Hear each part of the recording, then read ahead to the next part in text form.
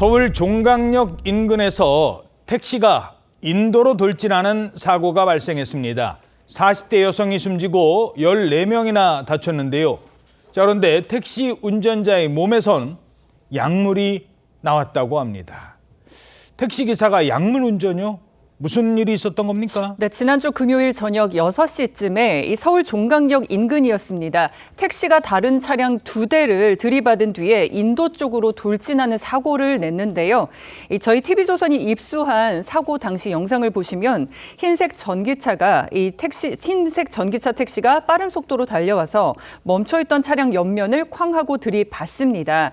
택시는 그대로 인도로 돌진해서 멈춰섰는데 하얀 연기가 자욱하게 피어오르자 놀란 시민들이 택시 주변으로 몰려듭니다. 이 사고로 횡단보도를 건너려던 40대 한국인 여성 1명이 차에 치였고요. 심정지 상태로 병원으로 옮겨졌지만 안타깝게 숨졌습니다. 그리고 택시기사와 보행자 등 10여 명이 다쳤습니다. 자, 순식간에 도심 한복판이 아수라장이 됐습니다. 목격자는 굉음에 가까운 소리를 들었다고 전했습니다. 쿵 소리가 났죠. 박살나는 소리. 예, 무슨 건물 깨지는 소리, 엄청나게 큰 소리가 나가지고 사고가 났구나. 택시가 불이 연기가 나오는 거를 목격을 했고요. 2-3분 정도 저 택시 옆으로 앉아 계셨고 사람이 쓰러져 있는 걸로 목격을 했습니다. 자, 그런데 택시기사 몸에서 약물 성분이 나왔다고요? 그렇습니다. 그 모르핀 성분이 나왔다고 하는데요. 당시 사고를 낸 택시기사는 70대 후반인데 사고 당시에 음주는 하지 않았는데 간이 시약을 검사를 했더니 약물 반응이 나타난 겁니다.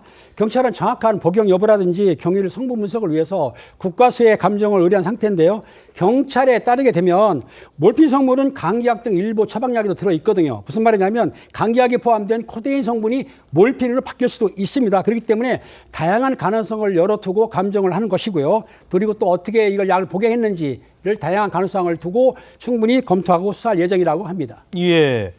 자, 감기약 때문이었다. 지금 1시간 정도 뒤부터 구속영장 심사가 진행될 예정이라고 합니다. 만약에 감기약 때문에 그것 때문에 사고가 났다면 이거 어떻게 되는 거예요? 사실 이게 모르핀 성분이라는 게 마약성 진통제입니다. 감기약에 일반적으로 들어가는 성분은 아니거든요. 그래서 정말 감기약을 먹고 그랬다 이 변명이 맞는지도 정확히 지금 따져봐야 되고요. 사실 감기약을 먹었다고 하더라도 이런 사고를 낸 이상 면책은 좀 어려워 보입니다. 오히려 이런 모르핀 성분이 이 운전에 영향을 줄 수 있다는 것을 알면서도 먹고 사고를 냈다. 이러면은 가중처벌이 될 수가 있습니다. 위험운전 치사상이라고. 그래서 이제 음주 또는 약물의 영향으로 정상적인 판단이 곤란한 상태에서 이렇게 운전을 하다 사고를 냈으면 오히려 더 가중처벌이 되거든요. 예. 그래서 앞으로 이 정확한 약이 어떤 약을 먹었는지 그리고 왜 먹었는지 그 부분을 좀 집중적으로 수사해야 될 것으로 보입니다. 예. 자, 마약이 아니더라도 약물을 복용한 뒤에 운전을 하는 건 자칫 위험한 사고를 초래할 수 있다고 전문가는 경고합니다. 약물은 치료 목적으로 사용되지만 이제 부작용으로 졸리민 같은 진정작용이 있을 수도 있고 또 판단 능력을 저하시킬 수 있기 때문에 상당한 주의가 필요하다라고 보고 있습니다.